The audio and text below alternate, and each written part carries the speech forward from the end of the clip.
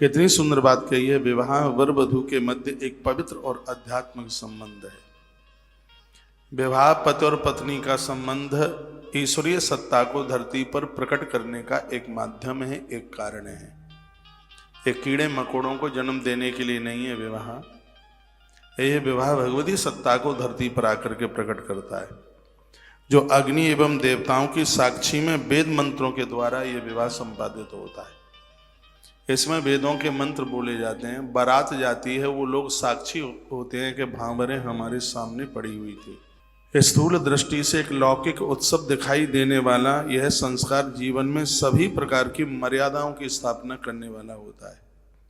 विवाह संस्कार नहीं होगा तो ये लोक मर्यादाएं ये बिल्कुल समाप्त हो जाएंगी। यह विवाह संस्कार नहीं होगा तो सदाचार, देव पूजा, अतिथि सत्कार, प्राणी मात्र की सेवा, ये सब कुछ समाप्त हो जाएंगे।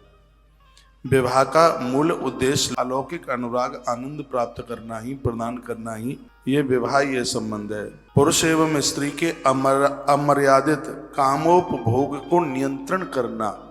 यदि विवाह न होगा तो सब लोग इतने भोगी बन जाएंगे, पाप दो हाथ दो पांव लगा करके नृत्य करेगा, नाचेगा, लोग कुकर्मी हो जाएंगे। इतना बड़ा अन्याय और अपराध होगा। इन सब बातों को मन में विचार करते हुए ऋषियों ने एक विवाह की परंपरा बनाई। भारतीय विवाह प्रक्रिया स्त्री पुरुष को एक अविच्छिन्न संबंध प्रदान करने वाली यह परंपरा है।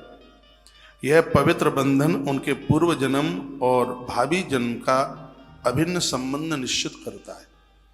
पूर्व के कारणों से भी वर और वधू, पूर्व में किए गए सत्कर्मों के द्वारा अच्छा वर मिलना और अच्छी वधू बनना, इसमें प्रारब्ध की भी बात है।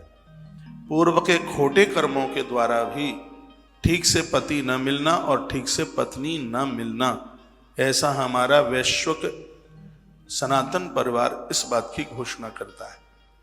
हिंदू विवाह पद्धति पूर्णतः वैदिक होने से तथा विवाह की प्रत्येक क्रिया वैदिक मंत्रों से उपनिवेदित होने में धर्म में है, जो कि हिंदू सनातन संस्कृति में, वैदिक संस्कृति में विवाह की जितनी मान्यता है वो और किसी के यहाँ नहीं है। अपनी संस्कृति में विवाह को एक बहुत बड़ा यज्ञ कहा गया।